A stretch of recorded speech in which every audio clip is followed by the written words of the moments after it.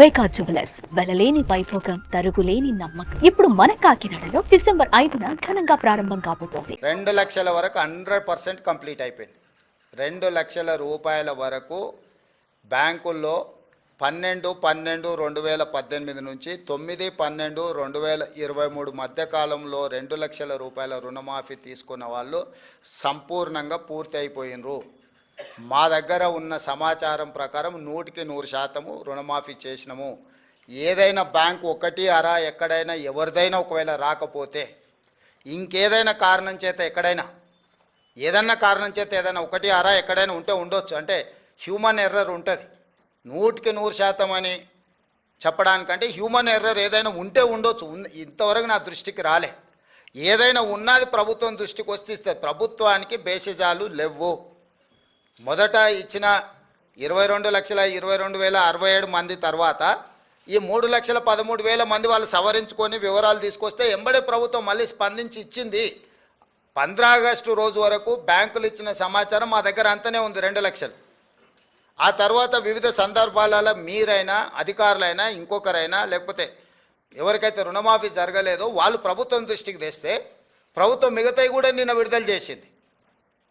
So మేము ఇచ్చిన మాటకు మేము 100% కట్టుబడి ఉన్నాము. శ్రీనివాస్ రెడ్డి గారు,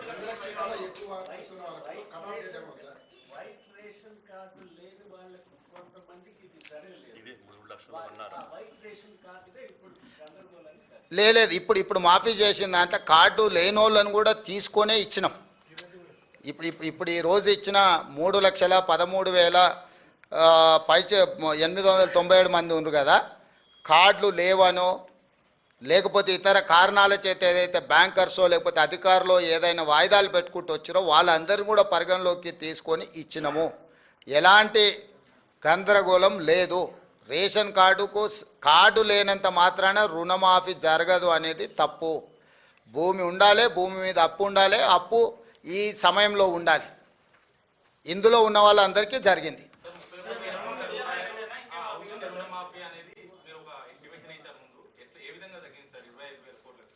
ఇప్పుడు 31,000 కోట్లకు ప్రాథమికంగా బ్యాంకర్సు మాకు అంచనాలు పంపించారు.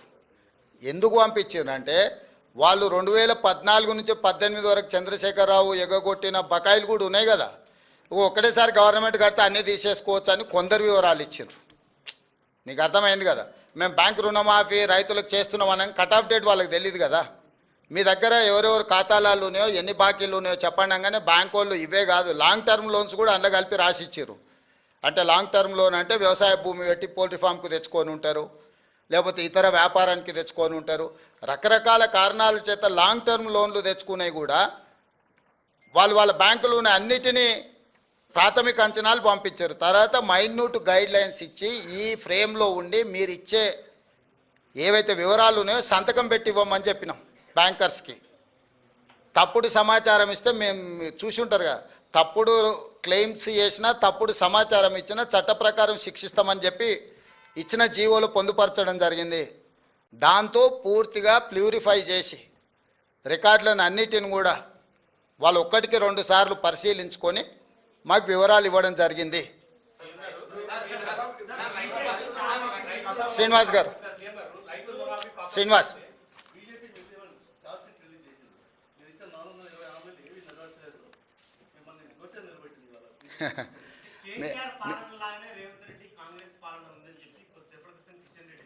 నేను అదే కదా. ఇప్పుడు గుజరాత్లో నిషేధం ఉంది అని వాళ్ళు చెప్తారు, మీకు బస్సు పెట్టి తీసుకెళ్తా. గుజరాత్లో ఏమేమి బ్రాండ్లు దొరికితే ఒకసారి చూసేద్దాం పదా. కిషన్ రెడ్డి గారికి తెలంగాణ రాష్ట్రంతో ఏం సంబంధమై మాట్లాడడానికి మొన్ననే చెప్పండి, నేను గుజరాత్ గులాంని అక్కడనే పోతున్నా అని. ఆయనకేం అర్హత ఉంది? వారికి ఒక్కటే నా సూచన, 2014, 2019, 2023 3 ఎన్నికలలో నరేంద్ర మోడీ గారు ఇచ్చిన హామీలు మేనిఫెస్టో కాపీలు తీసుకొని మా మంత్రులు వస్తారు. వాళ్ళ తరఫున ఎవరు వస్తారో 11 సంవత్సరాల మోడీ గారి హామీలు, 10 నెలల్లో మా హామీల మీద ప్రత్యేకంగా చర్చ పెట్టుకుందాం. మాకు ఎలాంటి ఇబ్బంది లేదు. అందుకే నేను మంత్రులను పంపిస్తా అన్నా.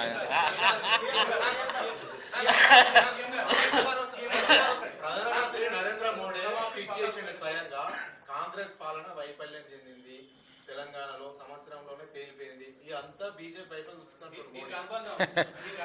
నేనేమంటున్నానంటే ఎవరికైనా వాళ్ళ పిల్లలు కాకి పిల్ల కాకి ముద్ద అని చెప్పారు పెద్దోళ్ళు, అవునా?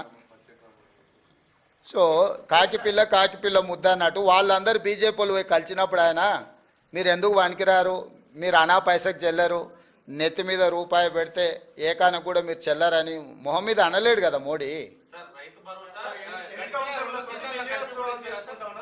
ఏం రాంబాబు అవన్నీ అసెంబ్లీలో చర్చిస్తామని చెప్పిన సోదరు, ఏం ఆవేశపడకు. కట్ ఆఫ్ డేట్ ఇక్కడ ఆ డేట్లలో ఉన్న వాళ్ళు ఎవరు ఏది ఉంటే ఆ డేటు ఇట్లాగా ఇప్పుడు ఏమున్నాయో టోటల్గా ఇచ్చేసినాం తిరుపాలు. ఎవరైనా నీ దగ్గర ఏమైనా వివరాలు ఉంటే తీసుకొనిరా. సుమన్ టీవీలో మీ పర్సనల్ అండ్ బిజినెస్ ప్రమోషన్స్ కోసం కింది నెంబర్కి కాంటాక్ట్ చేయండి.